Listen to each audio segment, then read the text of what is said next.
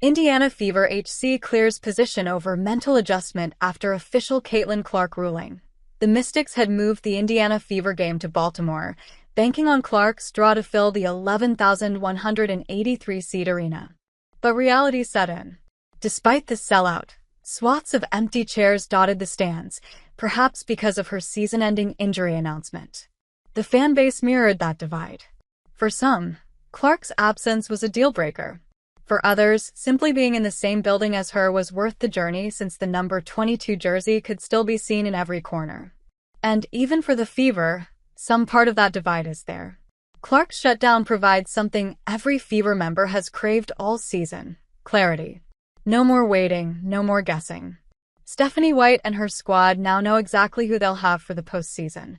And while Clark's shadow looms large, the Fever can now step forward without it. And if any group understands the art of pushing forward, it's this one. Clark isn't the only player they've lost for the year. Sophie Cunningham, Sydney Colson, Ari McDonald, and Chloe Bibby have all been sidelined by season-ending injuries. However, besides the clarity, there is not much that can be discerned. As Stephanie White told the media, "I don't know if there's something mentally that changes outside if there's clarity.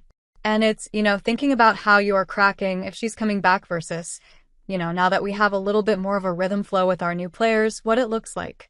So I don't know if it's a mental advantage or disadvantage, as much as now there's just clarity."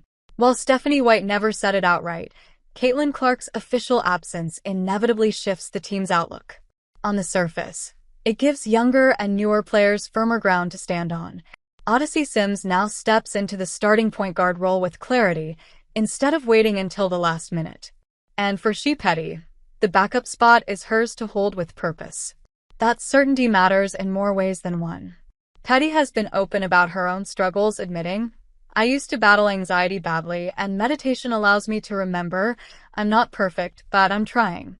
It's a work in progress. Calm down."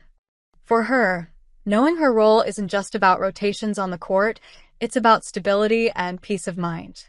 Clark's absence is significant, no doubt.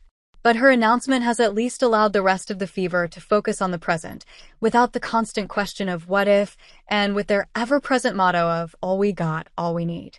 White further said, "We know we're continuing to move forward with this group, who've earned the right to be in the position that they're in. And we just continue to put one foot in front of the other and move forward." That has been the mantra of this team despite the injuries. Taking things step by step and not getting ahead of themselves. We sit together and we fight. No matter what obstacles come our way, we will always stick together. Fever veteran Natasha Howard has said, echoing White, who once said, "We have great leadership in that locker room," she stated. This group is tight. They're connected. They stay together. I think, for us, reiterating we've got to be where our feet are. We can't look too far behind us. We can't look too far in front of us.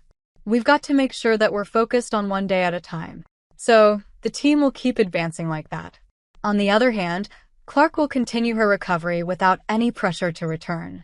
That fandom and popularity Clark enjoys could have played against her in this recovery process.